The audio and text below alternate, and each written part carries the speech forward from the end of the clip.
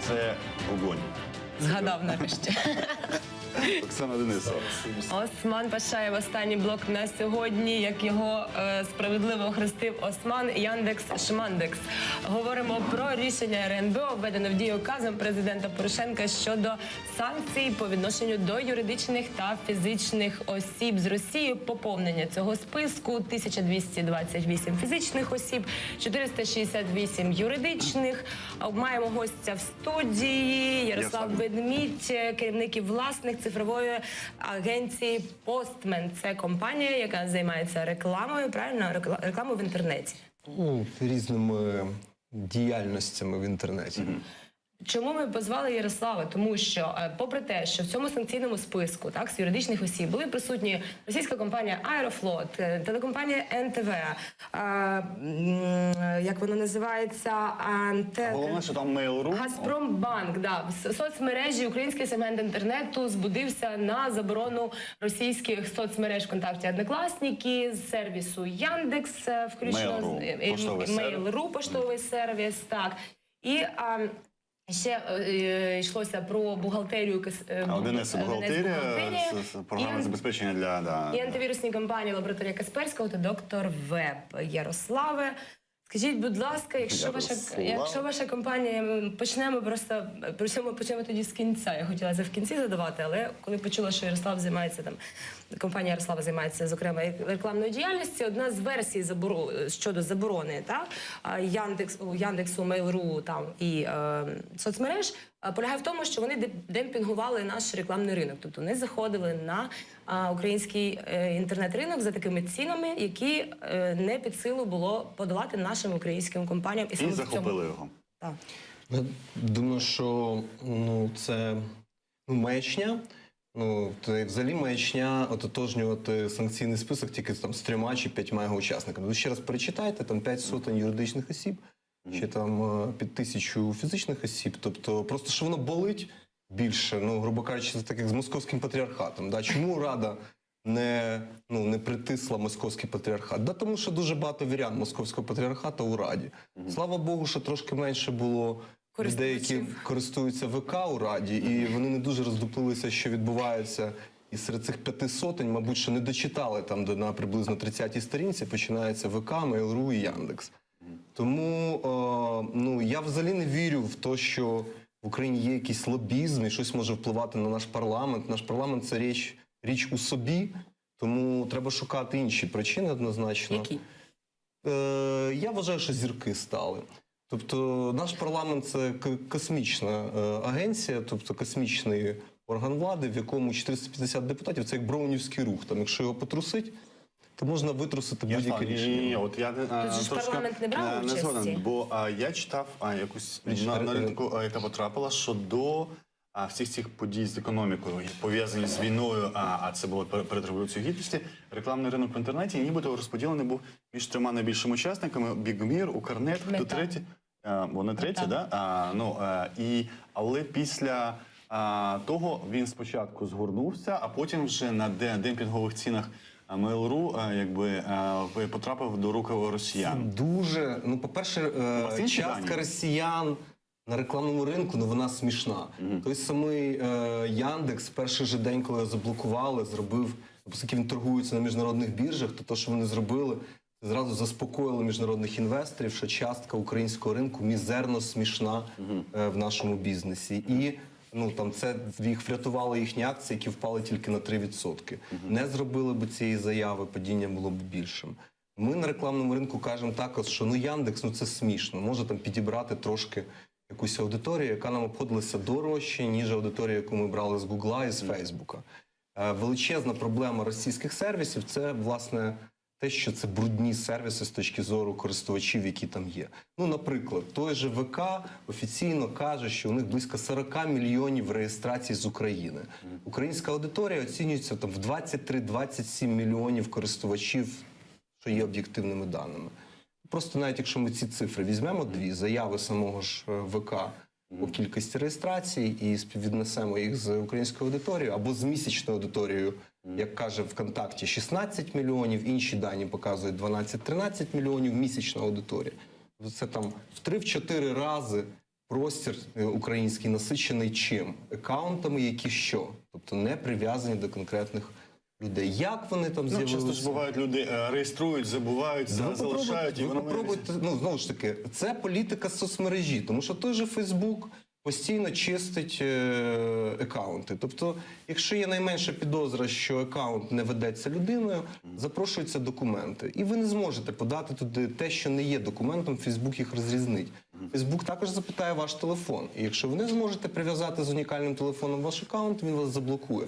Таким чином ми бачимо, що в Фейсбуці ми маємо досить чисте середовище, досить етичне середовище, в якому контент є легальним, в якому Фейсбук не дозволить вам транслювати контент, наприклад, відео або музику, якщо вам не належать права.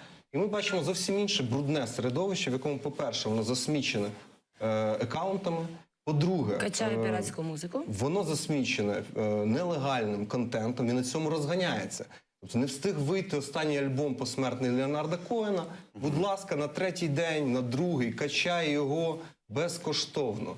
Там це стосується абсолютно будь-якої музики. Найбільш нішова музика може бути знайдена ВКонтакті.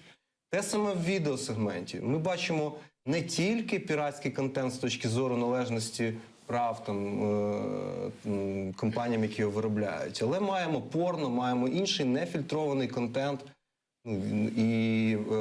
Як видається, це є частиною політики конкурентних переваг. Тобто відсутність правил гри на території Росії експортується. Порно вас бентежить як неналежне авторське право, чи як порно? Мене порно не бентежить, мені порно подобається. Але я просто запитав, проблема ВКонтакті, в контексті авторського права, чи... Проблема ВКонтакті в тому, що він не фільтрує не мій доступ до цього. Я, слава Богу, знаю прекрасні сервіси, в яких можу користуватися всім, що мені подобається в цій сфері. Але є, ці ресурси мають відповідні якісь обмеження, чітко ідентифіковані як порно-ресурси. Але коли я йду в ВКонтакті, то я не попереджений і, відповідно, не убезпечений від цих речей. І мені то що, я доросла людина, мені 40 років, але поруч з тим стосуються 13-літні дітки там, чи 18-літні, і, грубо кажучи, псують собі психіку в досить ранньому віці. Це обмеження дійсно обмежило? Чи все ж таки 13-літні діти теж вміють користуватися торами і VPN-ами? Я без поняття. Хай діти приймають ці рішення осмислено. Тобто хай діти лізуть і шукають все, що завгодно. І, я би зараз, змістив акценти від контентових речей і брудності до більших загроз, які насправді це все не дуже великі проблеми. Тому що інтернет – це вільне середовище. І, грубо кажучи, це середовище, в якому ми вчимося здійснювати відповідальні дії. І it's окей. Тобто, порно, безкоштовний піратський контент, може, це навіть добре. Більшою проблемою видається, що це є... ФСБшні бази даних. Це не ФСБшні бази даних. Тобто, це бази даних, які веде будь-яка IT-компанія. Тобто, це нормально. Тобто, качати дані і використовувати їх для алгоритмізації, використовувати їх для того, щоб покращувати алгоритми, покращувати, знову ж таки, видачу того чи іншого контенту для своїх користувачів. І це робить Facebook, це робить Google, це робить Amazon, це роблять, в принципі, всі продвинуті компанії. Вони збирають дані, на основі них покращують свої сервіси, покращують свої продукти і навіть запускають, там, як Amazon, там, рітейли чи роботів-помічників домашніх, які войсом керуються. Чим відрізняється Росія? Росія відрізняється законодавством, яке змушує всі їхні компанії, ще раз, змушує тримати, по-перше, всі сервери на території Росії. Перший момент. Другий момент – це надавати доступ ФСБ і всім урядовим структурам до цих даних. Тобто не може діяти жодна компанія на території Росії, не надаючи цих даних. Відповідно, в ситуації, коли ми маємо конфлікт, відкритий конфлікт з іншою державою, ці дані є буквально відкриті для будь-якої роботи силових структур Російської Федерації. Дуже багато юзерів кажуть, і що вони побачать? Поїхав я в село чи кудись, що там можна з того побачити? Да можна все побачити. Якщо ви користуєтесь цим через аплікації і знімаються з вашого телефону геолокація. Геолокаційні речі, можна бачити пересування як окремої особи, так і груп споживачів. Друга річ, можна виділяти цільові групи різні. Тобто можна їх профілювати за інтересами, за уподобаннями і на основі цього робити як таргетовані і різні комунікаційні прояви, так і спецоперації, в яких може поєднуватися інформаційна і неінформаційна робота. Да, ці особливості вирізняють російський IT від світового IT, тому що глобально Google, Amazon, Facebook, вони борються з глобальними урядами щодо доступу до їхніх даних. Відстоюють права своїх І не мають зобов'язання тримати сервери в країні. Нема ніде в світі цього так подібних. Більше того, ми бачимо, як бізнес тікає від держав, як вони переміщують свої фінансові центри в Дублін, тому що Ірландія створює відповідні ліберальні фінансове законодавство. Ми бачимо, як вони переміщують буквально глобальний бізнес, глобальний IT рухається за свободою. А російський IT, він фактично злився з державою, злився з ФСБ, і є єдиною ціллю. Ми повернемося, Ярославе, до цієї розмови за кілька хвилин, тому що у нас є зараз скайп, ми хочемо включити. Максим Семеневський, співзасновник Українського кризового медіа-центру. Добрий вечір, Максиме. Добрий вечір. Я думаю, що ви чули частково наш ефір. Я не буду питати, чи підтримуєте ви заборону Яндекса, ВКонтакті і всіх інших. Ми всі це підтримуємо. Але питання в тому, чи вважаєте ви, що причина заборони введення санкцій щодо цих компаній є суто ідеологічна, або вона продиктована якимось бізнес-інтересами, наприклад, тим, що вони демпінгують український ринок? Ну, я, чесно кажучи, не бачу жодної причини тому, щоб вважати, що заборона в якийсь спосіб пов'язана з якимись бізнес-інтересами.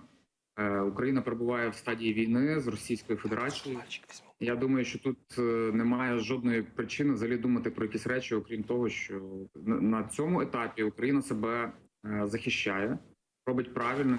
Єдине, про що я можу сказати, що це рішення є дуже запізнілим. Це треба було рішення приймати ще весною 2014 року. От я теж хотіла спитати, тобто, і знову ж таки, рішення введено наказом президента, рішення РНБО. Це дає можливість, як мінімум, Росії подати до міжнародних судових інстанцій щодо України.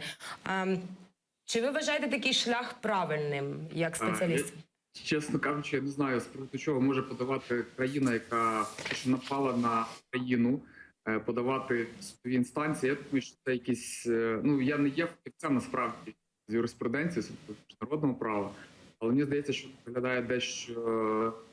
І навіть якщо подавати, я тільки втішуся цьому фактові, тому що я думаю, що в цій ситуації країна і додаткові бонуси повинна буде захищати свою позицію, доносити світовій спільноті свою позицію, пояснюючи те, в який спосіб Росія використовує соціальні мережі, зокрема в своїй діяльності на території України. Тому що дуже багато міжнародних правозахисників на сьогоднішній день відстоюють позицію Росії, говорячи про те, що Україна неправомірно припинила, ну фактично заборонила діяльність російських соцмереж на території України, і вони дуже часто порівнюються з тим, як, наприклад, Китай, Іран чи Туреччина забороняють деякі міжнародні діяльність міжнародних компаній чи діяльність соціальних мереж міжнародних на своїй території. Але коли мова йде про ці країни, яких я щойно назвав, то, як правило, мова йде дійсно про обмеження свободи слова, про недопуск якоїсь інформації до жителів своїх країн. У нас же ситуація йде зовсім інша. Максима, можна одне запитання від мене? А навіть в Туреччині, де ви яку згадали, я просто про неї більше знаю, де ви кажете про обмеження свободи слова, все ж таки до 2014 року всі заборони проходили через судові рішення. Чи не є небезпечним сам прецедент без судових рішень забороняти?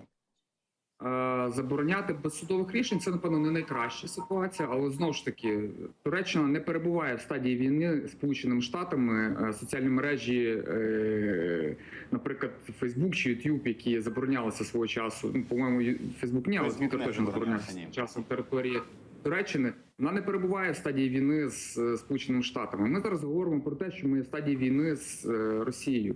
І насправді наше українське законодавство передбачає навіть деякі обмеження свободи слова під час введення військового стану на території країни.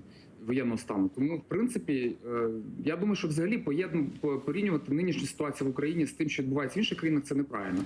Щодо того, чи можна було це зробити через судові якісь процедури, так, можна було, але це передбачало внесення змін до українського законодавства. Внесення змін до українського законодавства передбачає доволі довгий період часу. Це означає, що, наприклад, ті ж самі російські соціальні мережі були б значно краще готові до цієї ситуації і змогли б в якийсь спосіб пом'якшити наслідки дій, які станом на сьогоднішній день була Україна. Дякую, Максиме. Максим Савиневський, співзасновник Українського кризового медіа-центру, був з нами на скайпі. Повертаємося до студії. Ярослава, от ми поки говорили, я хотіла це питання Максиму поставити, але оскільки ми обмежені в часі, нам треба ще одне включення, то поставлю його зразу вам.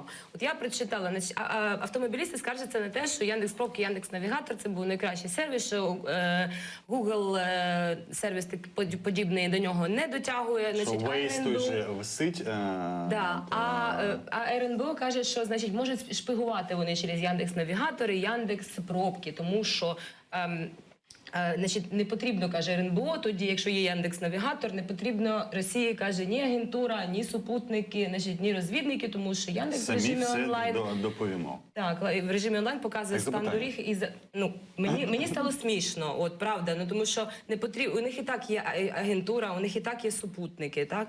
Чи вважаєте ви, що Яндекс.Пробки завадить Росії шпигувати за українськими автошляхами, і напасти на Україну? Супутники, хорошо, є супутники, я не знаю, скільки їх у Росії, до речі, тобто система з GPS, як відомо, належить Штатам. І я не знаю, як добре розвідка Росії працює через супутники, але користувацький пристрій, смартфон, ми зараз маємо бум смартфонізації в Україні, тільки за минулий рік 4 мільйони українців прикупили смартфони. І зараз десь половина населення користуються цими девайсами. Ці девайси працюють в дві сторони, як в скачку, так і відправку всієї інформації. Ви надаєте доступ до себе. І, відповідно, сервіси і аплікації, які ви використовуєте, віддають розробнику всю інформацію. Він може відслідковувати, як по кожній окремій історії, всі переміщення. Якщо вони з'єднані з платіжною карткою, він може розуміти більше. Він може розуміти ваші персональні дані, зв'язані не просто з вашим номером телефону і з девайсом. Можна мені одразу запитання? Я про це писав. Ми дуже добре, що ми радіємо позасудовим заборонам цих мереж, але у нас, якщо навіть не реєструватися і відключити себе всюди, від Фейсбука до ВКонтактів, у нас оператори належать росіянам 2 з 3, а Лайф поки що просто Альфа-банк в судах не добив, да? І третій скоро теж. Скажіть, будь ласка, від того, що вони по українському законодавству зареєстровані, але власники росіяни, вони не отримують цих даних через телефон? Не отримують, тому що вони не є розробниками, вони отримують тільки частину даних. І я думаю, що та суєта, яку ми бачимо зараз і в Київстарі, і в Водафоні, які стали під струночкою, виконують рішення РНБО першими, в першу чергу свідчить про те, що вони розуміють, що будь-яка дискусія на цю тему поставить питання щодо передачі цих же даних за межі України на російські сервери, але в більшому масштабі. Тобто ми говоримо... Я правильно розумію, нічого страшного, що росіяни володіють...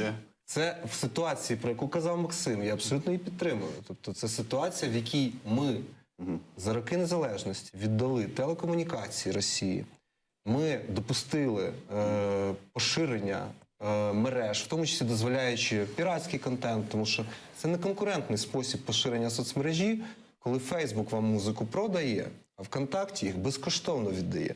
Це не конкурентний спосіб поширення соцмережі, коли Facebook контролює, YouTube контролює піратське відео, а ВКонтакті навпаки його нагромаджує і пропонує вам безкоштовно, користуйтеся. Це все тільки на підставі неконкурентних дій, то, що каже Максим, мабуть би, якби були суди українські, не такі, як у нас є. Я про зараз. Мабуть би, ми могли за роки незалежності обмежити або й повністю заблокувати поширення російських IT-продуктів просто на базі порушення не тільки українського, але й світового законодавства. Я хочу просто ще один контекст ввести, що це не українські події. Оце свіжий номер журналу Wired. В нього навіть дата 6-17, тобто він в Британії тільки почався продаватися. Титульна сторінка називається «Як Росія хакнула інтернет» з портретом Путіна. 10 сторінок – це велике журналістське розслідування, в якому розказується сторінка за сторінкою, як Росія хакнула спочатку значить, нідерландський референдум, потім, коли вона хакнула Брекзит, потім, як вона хакнула штатівські вибори, як вона хакнула французькі вибори. І зрештою всі українські події теж розписуються. Тобто це все потрошечку докупи світова спільнота зводить як єдине ціле. І вони пояснюють ці принципи, що є ізольована територія Росії, де хакери не караються, де відбулася націоналізація даних через, знову ж таки, їх повну передачу ФСБ і російському уряду. Вони так само кажуть, що Росія – це єдина країна, яка злила спецоперації і IT-ресурси. І вона робить це фактично на кожних виборах в кожній країні, з якою вона вступає в клінчі, в геополітичні клінчі. Вони також приводять конкретні історії, наприклад, про Дурова, якого засновник ВКонтакті, який був вимушений вийти зі складу ВКонтакті на запитах ФСБ щодо доступу до даних. А ми знаємо навіть, що це стосується Євромайдану. Тут дослівно проводяться розмови Суркова з Яндексом, який ще в 2008 році почав розбиратися, що ж там і до чого, і почав фільтрувати новини. Тут буквально наводяться цитати, що оцих і оцих і оцих новин нам не потрібно. Це все в міжнародному журналі Wired. Тому ми кажемо, що Україна тільки частина цього контексту, і що Росію чекають дуже серйозні міжнародні наслідки. Вплоть до того, що її програмні рішення і продукти будуть ізольовані в межах цієї країни. І для українців небезпечно з цієї точки зору підсідати навіть на 1С. Тому що завтра це буде локалізована історія всередині Російської Федерації. Ми повернемося знову через кілька хвилин. Маємо телефоном зв'язок. Радник голови МВС Антон Геращенко має бути на зв'язку. Добрий вечір, Антоне. Дуже погано. Добрий вечір. О, дуже так добре вас чую. Скажіть, будь ласка, я просто прочитала про питання щодо введення відповідальності за невиконання рішення РНБО стосовно санкційного списку нового. І там в МВС повідомленні було написано, що саме ви є одним з розробників законопроекту з цього приводу. Розкажіть, які зміни, на вашу думку, мають бути внесені в законодавство для того, щоб ця відповідальність настала для тих, хто не виконує рішення? Во-первых, должен быть принят закон Украины, в котором будет описано, какой конкретно контент в интернете является вредоносным для национальной безопасности Украины. Это призывы к плаванию державного устроя Украины, это призывы к осуществлению территории Украины однозначно, это призывы к террористической деятельности против Украины, найму террористов незаконно вооруженных формирований и финансирования. На сегодняшний момент такие критерии законодательства прямо не определены. Там не должен быть определенный государственный орган, власти единый, где принимать такие решения, или же это будет суд, и орган, который будет их внедрять в жизнь. То есть контролировать то, чтобы интернет-пространство Украины было закрыто от подобных органов, от подобной негативной информации. Часто критики данных действий правительства и президента заявляют, что вот мы уподобляемся там, Китаю или там, каким-то тоталитарным странам, Северной Корее. Это не так. Есть целый ряд арабских стран, например, Арабские Эмираты, современное перспективное государство. У них интернет также заблокирован от любых призывов к терроризму. Потому что в Арабских Эмиратах, успешно развивающемся арабском государстве, не хотят, чтобы граждане видели призывы к терроризму, к вступлению в исламское государство ИГИЛ, к террористическим актам против своего государства. Это совершенно разумно и взвешенно. Антоне, як ви вважаєте, покарання має бути в цьому законі адміністративне чи кримінальне? Это нужно взвешивать с учетом мнений специалистов. Я считаю, что достаточно административного наказания для этого. Хотя в некоторых государствах, в том числе Южной Корее, которую тяжело упрекнуть в неразумности, там есть уголовное преступление, если ты пытаешься зайти на сайты Северной Кореи, которые пропагандируют и распространяют информацию о вреде Южной Кореи. А які Сейчас сайти в Южной в Корее, Північній ты Кореї? попробуешь выйти на площадь и заявлять о том, что ты являешься сторонником идей Чечи, то можешь получить лишение свободы. Антона, я перепрошую, а можна я уточню? Все ж таки передбачається покарання для користувачів чи для провайдерів, які не обмежили доступ? Ви про кого маєте на увазі? Законодательство, которое бы наказывало за нарушение законодательства в области блокировки интернета. Поэтому говорить о том, что будет, пока нет смысла. И должен разрабатывать. Зрозуміло. Дякую, Антон. Антон Геращенко, радник голови МВС, був у нас на телефонному зв'язку. Повертаємося до розмови з Ярославом. Скажіть, чи ви вважаєте ефективним дане рішення РНБО в контексті того, що і ВКонтакті, і в Однокласники, і на Яндекс можна зайти через анонімайзер, наприклад? По-перше, зараз знову ж таки інтернет стає таким простором, де навіть найменша незручність для користувача означає, що він шукає там аналоги. І навіть якщо люди будуть з ідеологічних чи якихось причин намагатися обходити, це буде невелика частка українців. І, грубо кажучи, я не бачу це великою проблемою. Так само ми бачимо, що глобальні сервіси вони будуть покращуватися на території України, коли там стане більше користувачів. Тому що це все алгоритми. Тобто, чим більше користувачів використовують замість Яндекс.Пробки Google карти, тим краще вони вам показують, де зараз можна проїхати, а де не можна. І, в принципі, якщо ви слідкували за перебігом, як ця ситуація розвивається, то навіть за останні буквально тиждень карти Гугла стали працювати набагато краще. Просто тому, що там більше користувачів, і вони дають більше дані для того. Це все замкнене коло. Точно. Це як статистика. Це, коли вибірка у вас 100 чоловік, то похибка величезна. Більше користувачів, більше точності. Точно. А коли у вас вибірка 3000 українців, то ви маєте досить точне дослідження, яке досить точно відтворює реальну картину. Те саме тут. 3000 киян користуються в будь-який момент часу додатком карти. Одна картина по пробкам. 100 буде зовсім інше і не точно. Тому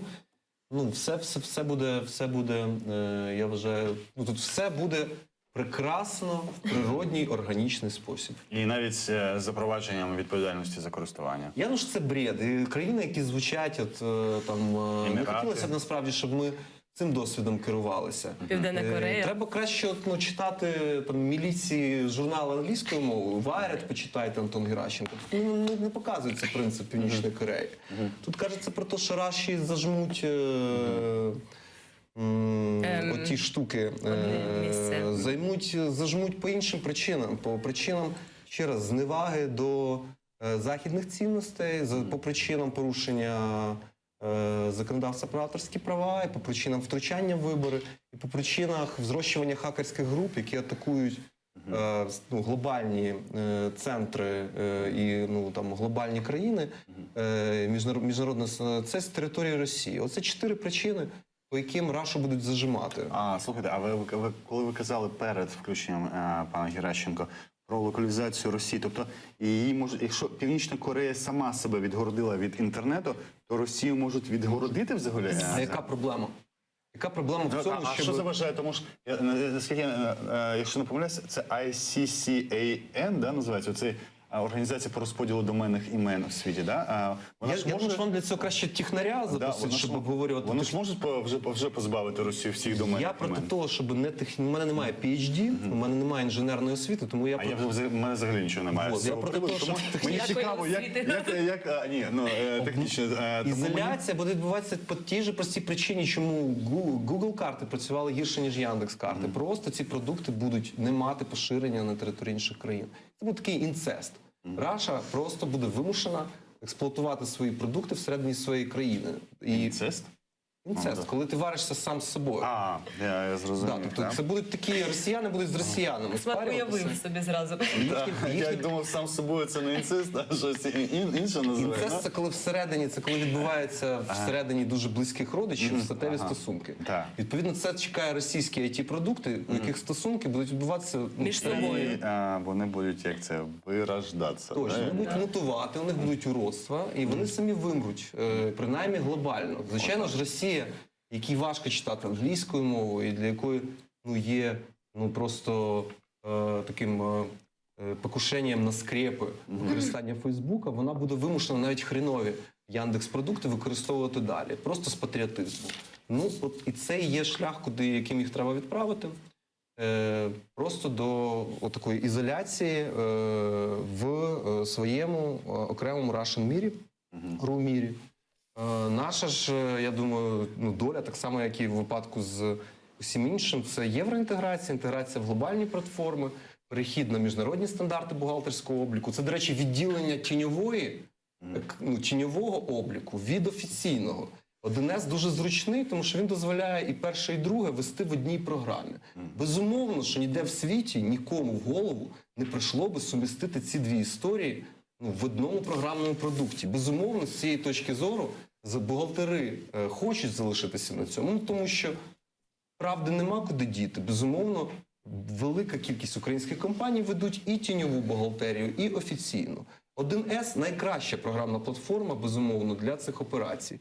Але я думаю, що такі незручності повинні теж поставити і законодавців перед дискусією, чи не потрібно нам змінювати національне законодавство щодо Виведення з тіні бухгалтерії не тільки репресивним, але і стимулюючим. І переходу на міжнародні стандарти бухгалтерського обліку, і звітність міжнародну, і так далі. Тобто все це буде робити, отакий тиск, така незручність, буде робити нас частиною цивілізованого світу. Ярослав Ведмідь називається компанія. Керівник і власник цифрової агенції «Постмен» був у нас у гостях. Який повністю Дякуємо. підтримує навіть позасудове закриття всіх російських мереж, компаній і продуктів. І не він один, ми всі це підтримуємо. Да, і ви підтримуєте. Я підтримую, але за судовий процес, щоб не створювати прецеденту на майбутнє, на всяк випадок. Згодна. Але який прогнозує всім російським продуктам виродження через інцест. От і читайте Wired, що каже він. Це окрема пропозиція для Антона Геращенка. Ми виходимо з ефіру, повернемося в середу о 7 годині вечора. А зараз новини. Завтра Сама. Ірина Романівська, Дермачабаєв. Давай же розкажемо про наших колег. А ми в середу дочекайтеся.